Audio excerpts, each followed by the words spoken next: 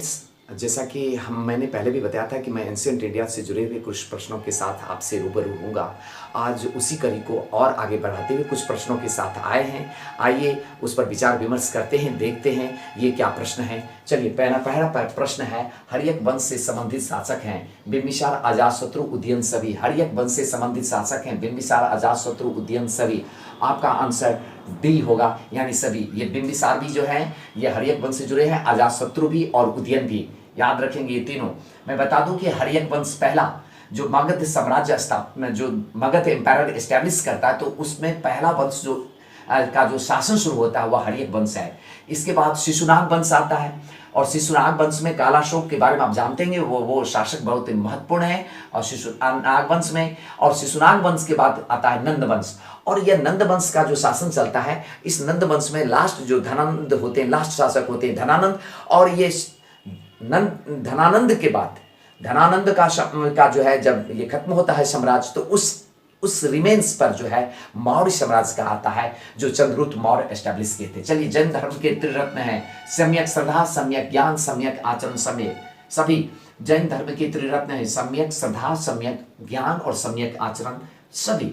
आपका answer D होगा, सभी। जैन धर्म के त्रिरत्न में इन तीनों की गिनती आती है, श्रद्धा, ज्ञान, आचरण। सम्यक श्रद्धा, सम्यक ज्ञान, सम्यक आचरण, जैन धर्म।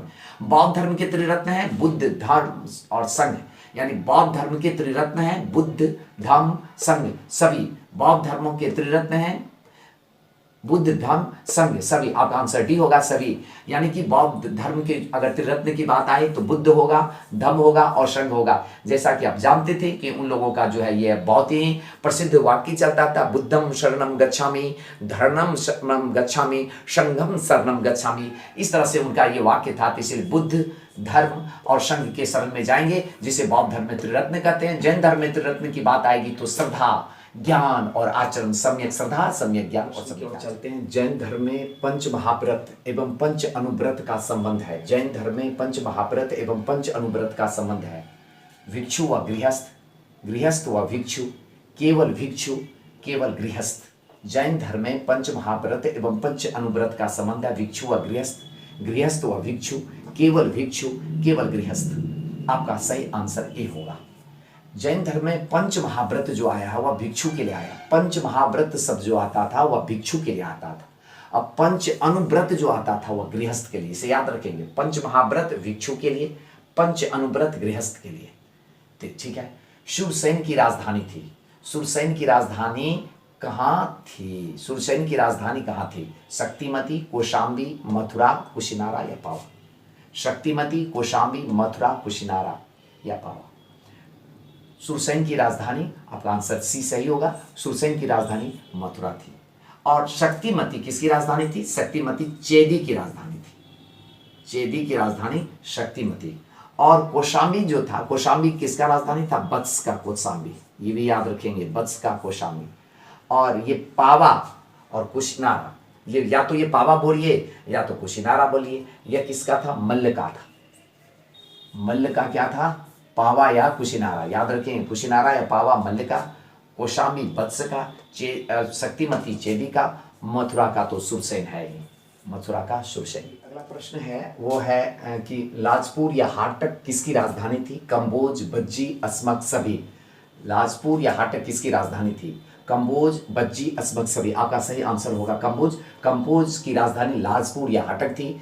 और बज्जी की राजधानी जो हम बोल रहे हैं, बज्जी की राजधानी विदेह या मिथिला कह सकते हैं। विदेह और मिथिला दोनों था बज्जी की राजधानी में। और अश्मक की राजधानी जब हम बोलते हैं, अश्मक की राजधानी पोटली थी। अश्मक की राजधानी पोटली, पोटली याद रखेंगे। बज्जी जो है मिथिला और या विदेह, मिथिला या विदेह की बात कर सकते हैं, तो ये बज्जी की थी। याद रखेंगे, मिथिला या विदेह का नाम से मिथिला और विदेह के। और जंबिक ग्राम का संबंध है जैन धर्म, बौद्ध धर्म, यानी जैन धर्म और बौद्ध धर्म, इनमें से कोई नहीं। जुम्बिक ग्राम का संबंध है जैन धर्म, बौद्ध धर्म, जैन धर्म, बौद्ध धर्म, इनमें से कोई नहीं। आपका सही आंसर होगा जैन धर्म। जुम्बिक ग्राम, ठीक है। रिजुपालिका नदी, रिजुपालिका नदी जुम्बिक ग्राम के समीप से रिजुपालिका नदी बहती थी। और उस रिजुपालिका नदी के किनारे एक साल वृक्ष था। उसी वृक्ष के पास जो है जैन धर्म के जो तीर्थंकर थे, उसमें तीर्थंकर बोला जाता है, जो महावीर स्वामी थे, उन्हें ज्ञान की प्राप्ति हुई। महावीर स्वामी को ज्ञान की प्राप्ति हुई। और ये जो थे 12 वर्ष तक तपस्या किए, 12 ईयर्स तक ये तपस्या करते रहे और 42 ईयर्स में जाकर के इनको जो है ज्ञान की प्राप्ति हुई। 12 ईयर्स जो है तपस्या की और 42 ईयर्स एज में जब इनको आने के बाद जो है इनको इस बात की ज्ञान की प्राप्ति हुई जो है महावीर स्वामी को। चलिए अगले प्रश्न की ओर चलते हैं। जैन धर्म में कुल तीर्थंकरों की संख्या है, जैन धर्म में कुल तीर्थंकरों की संख्या है 24, 10, 23, 21, 24, 10, 23, 21। सही आंसर 24 होगा। जैन धर्म में कुल तीर्थंकरों की संख्या 24 है। मैं बता दूं कि जो प्रथम तीर्थंकर हैं, प्रथम तीर्थंकर ऋषभदेव हैं, जबकि द्वितीय तीर्थंकर के नाम से अजितनाथ का नाम आता है। ठीक है ना, प्रथम तीर्थंकर ऋषभदेव और द्वितीय तीर्थंकर जो है अजितनाथ हैं। अगर नीचे से आप अगर 24वें क्रम पे देखेंगे तो महावीर स्वामी हैं, महावीर स्वामी हैं, महावीर स्वामी।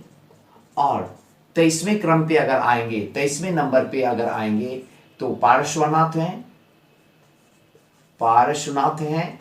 और इसके बाद अगर आप 22वें में आएंगे तो अरिष्टनेमी है और 21वें में आएंगे तो नेमिनाथ। 22वें पे अरिष्टनेमी और 21वें में नेमिनाथ हैं। इन्हें भी याद रखें, 23वें को जरूर याद रखते हैं। पार्श्वनाथ के बारे में जरूर याद रखें। महावीर स्वामी के माता कौन थी? महावीर स्वामी के माता कौन थी? यशोदा, यशोधरा, त्रिशाला, इनमें से कोई नहीं। महावीर स्वामी के माता कौन थी? यशोदा, यशोधरा, त्रिशाला, इनमें से कोई नहीं। आपका सही आंसर होगा त्रिशाला।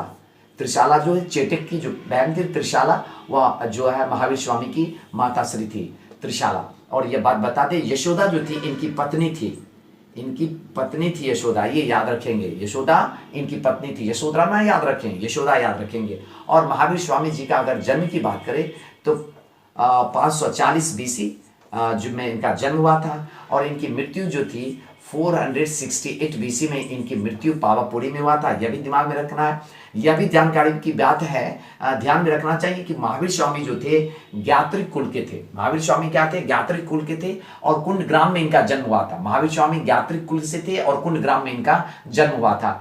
इन सब तथ्यों को भी थोड़ा बहुत दिमाग में रखते चलें। चलिए अगला प्रश्न है, जैन धर्म से संबंधित है संलेखना, स्यादवाद, निर्जरा, सभी। जैन धर्म से संबंधित है संलेखना, स्यादवाद, निर्जरा, सभी। आपका आंसर डी होगा, सभी। संलेखना क्या है? उपवास के द्वारा, जैन धर्म में उपवास के द्वारा शरीर त्याग करने की जो प्रथा है, जो व्यवस्था है, उसे संलेखना कहते हैं। स्यादवाद, एकांतवाद या सप्तभंगी, इन्हें यह जो है जैन धर्म से जुड़ा हुआ है। इसे सप्तभंगी भी बोलते हैं, स्यादवाद भी बोलते हैं, एकांतवाद भी बोलते हैं, जैन धर्म से जुड़ा हुआ है, ये याद रखें। निर्जरा क्या होता है कि इस जन्म में वैसे कर्मों को खत्म कर देना, समाप्त कर देना, ताकि मुक्ति का मार्ग प्रशस्त हो सके, उसे निर्जरा बोलते हैं। यह जैन धर्म का ही शब्द है। संलेखना, स्यादवाद या एकांतवाद या सप्तभंगी और निर्जरा, ये सभी जैन धर्म से संबंधित शब्द हैं, इसे ध्यान में रखेंगे। अष्टांगिक मार्ग का संबंध है जैन धर्म, बौद्ध धर्म, जैन और बौद्ध, इनमें से कोई नहीं। अष्टांगिक मार्ग का संबंध है, याद रखेंगे कि अष्टांगिक मार्ग का संबंध है बौद्ध धर्म से। अष्टांगिक मार्ग का संबंध है बौद्ध धर्म से। महानिष्क्रमण का संबंध है, महानिष्क्रमण का संबंध है गौतम बुद्ध, महावीर स्वामी, आजीवक, सभी। महानिष्क्रमण का संबंध है गौतम बुद्ध से। याद रखेंगे कि महानिष्क्रमण का संबंध है जब वो घर को त्याग करते हैं। जब गौतम बुद्ध घर छोड़ करके ज्ञान की खोज में निकलते तो घर छोड़ने की क्रिया को महाभिनिष्क्रमण कहा जाता है। महाभिनिष्क्रमण बौद्ध धर्म से जुड़ा हुआ है। इसे जब गौतम बुद्ध ज्ञान की खोज में जाते हैं उससे जुड़ा हुआ ये शब्द है। अगले प्रश्न की ओर चलते हैं। गौतम बुद्ध से जुड़े व्यक्तित्व हैं, गौतम बुद्ध से जुड़े व्यक्तित्व हैं,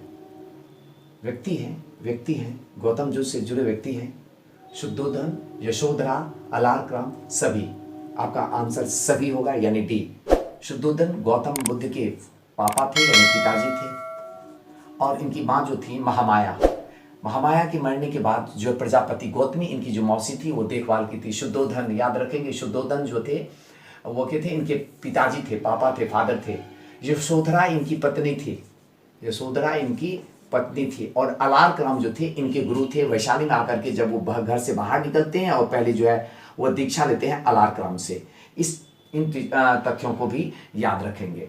मैं यहाँ बता दूं, जो गौतम बुद्ध का जब हम जन्म की बात करते हैं तो 563 BC याद रखेंगे, इनका जन्मदिन मानते हैं।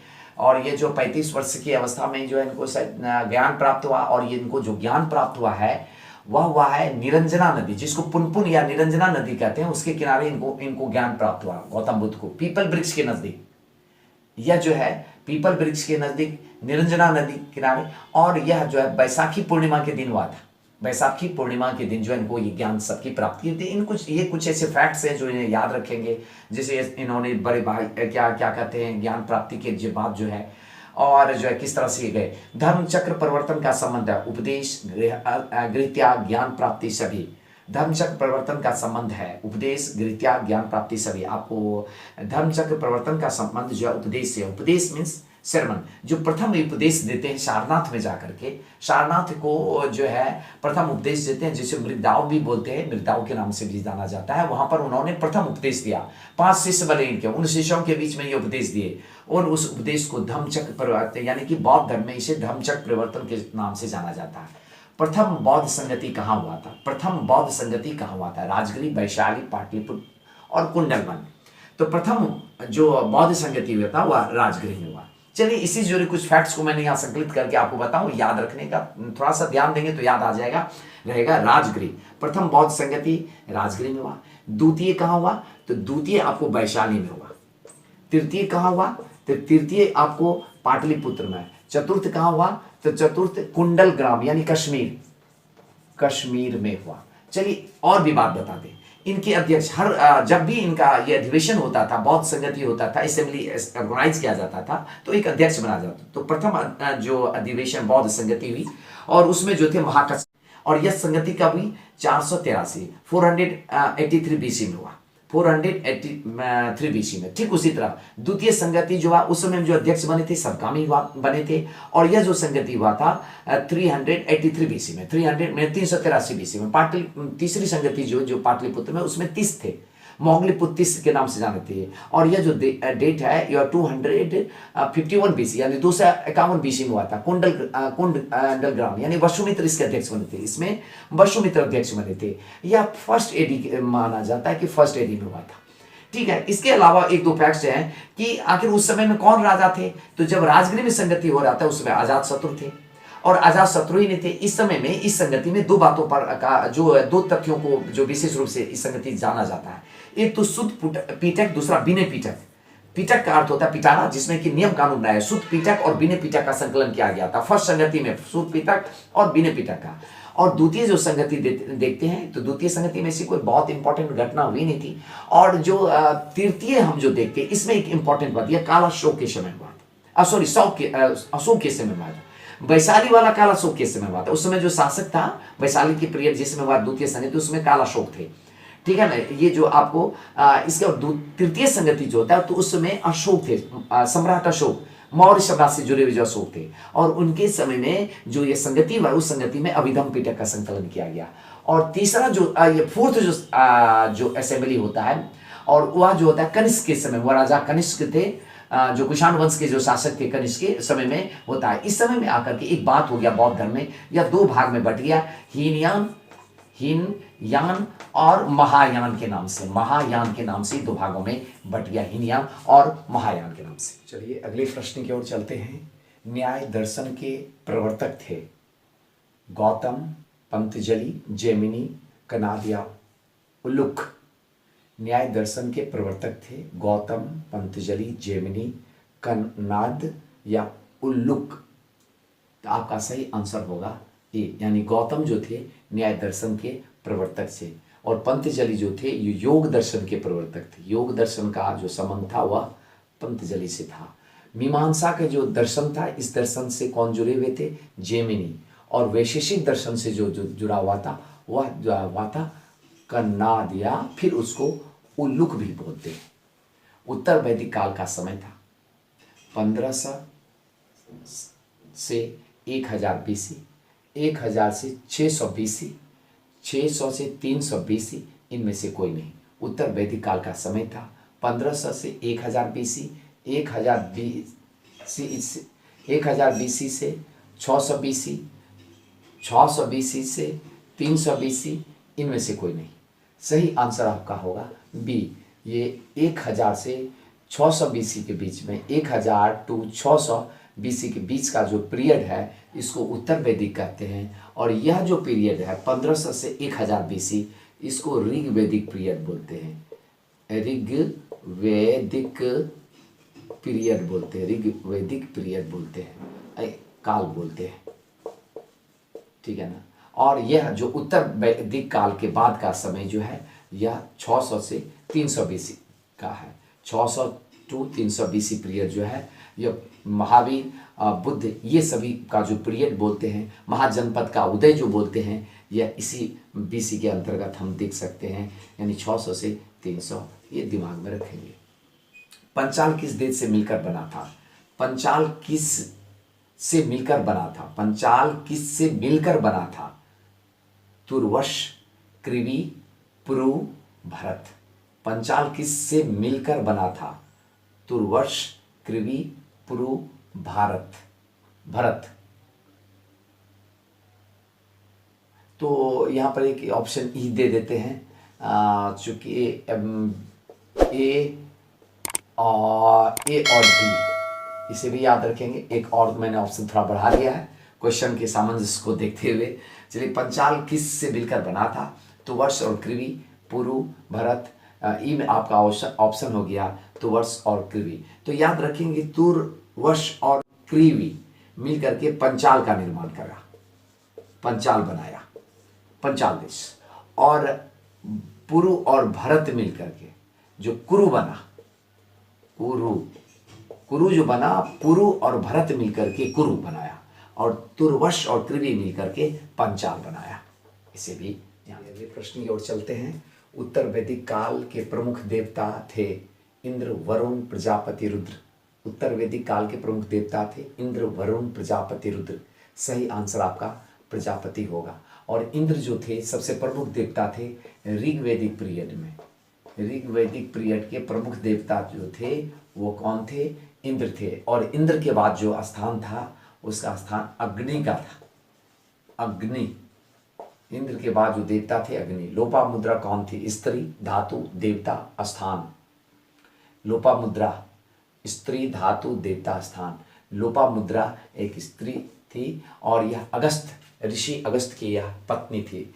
उत्तर वैदिक काल के एक जो याज्ञवल्क्य और गार्गी संवाद है उसे भी ध्यान में रखेंगे। यह उत्तर वैदिक काल से है, जो याज्ञवल्क्य और गार्गी संवाद है। चित्रित धूसर बृहद्भाण्ड का प्रयोग होता था। चित्रित धूसर बृहद्भाण्ड का प्रयोग होता था ऋग्वैदिक काल, उत्तर वैदिक काल, बुद्ध काल, मौर्य काल। चित्रित धूसर बृहद्भाण्ड का प्रयोग, इसे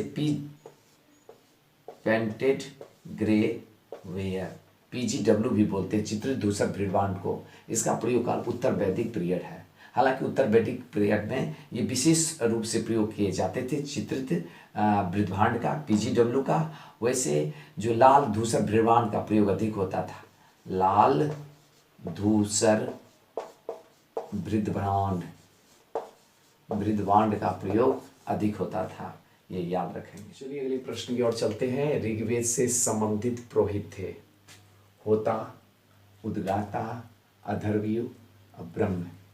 ऋग्वेद से संबंधित पुरोहित थे होता, उद्गाता, अथर्वयु और ब्रह्म। आपका आंसर होगा ए। होता ऋषि जो थे, जो पुरोहित थे, वह ऋग्वेद से संबंधित थे। उद्गाता सामवेद से, उद्गाता सामवेद के थे, सामवेद के थे।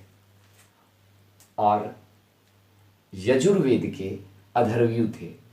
यजुर्वेद के कौन थे? अथर्वयु थे। ऋग्वेद से अथर्वयु थे। अब ब्रह्म में जो थे वह अथर्ववेद से थे, अथर्ववेद से। तो याद रखेंगे, इससे पुरोहित है, इनका संबंध इन वेदों से था। रावी नदी का प्राचीन नाम था शतद्रु, पृश्नी, अनिष्कर्षणी और वितिस्ता। रावी नदी का प्राचीन नाम था शतद्रु, पृश्नी, अनिष्कर्षणी, अनिष्कर्षणी और वितिस्ता थोड़ा नाम है, तो आपका सही आंसर होगा पुष्णी नदी। रावी नदी का प्राचीन नाम पुष्णी था। और शतद्रु जो बोला जाता था वह सतलज को बोला जाता था। सतलज को जो है पुष्णी नदी बोला जाता था। और अनिष्कर्षणी चेनाब नदी को, अनिष्कर्षणी है ये चेनाब नदी। और वितिस्ता जो बोला जाता था झेलम को। इस तरह से प्राचीन नाम मिलते हैं इन नदियों को जो ऋग्वेद में उल्लेखित हुआ है। किसने कहा था कि आर्य का मूल स्थान मध्य एशिया था? आर्यों का मूल स्थान मध्य एशिया यानी बैक्टीरिया था। मैक्स मूलर, तिलक, दयानंद सरस्वती, पेंका। आपका सही आंसर ये होगा। मैक्स मूलर साहब बताए थे आर्यों का मूल स्थान बैक्टीरिया यानी कि मध्य एशिया है। मध्य एशिया यानी बैक्टीरिया जो है आर्यों का मूल स्थान है। जबकि तिलक महोदय बताए थे आर्यों का मूल स्थान उत्तरी ध्रुव बता रहे थे। और दयानंद सरस्वती जो थे, ये बाल गंगाधर तिलक हैं, ये उनका कहना था। दयानंद सरस्वती बताते थे तिब्बत जो है वह आर्यों का मूल स्थान के रूप में बता रहे थे। ये पेंका जो थे, इनका कहना था जर्मनी जो है आर्यों का मूल स्थान है। तो इस तरह से आर्य लोग कहाँ से आए थे, एक इतिहास में जो है एक डिबेटेबल, हिस्टोरियन के बीच में एक डिबेटेबल इशू है जिस पर कि डिबेट होते रहता है और अभी भी चल ही रहा है कि आर्यों का मूल स्थान कहाँ था। जो सर्वमान्य हम लोग मानते हैं वह मध्य एशिया मानते हैं, जो मैक्स मूलर साहब बोले थे।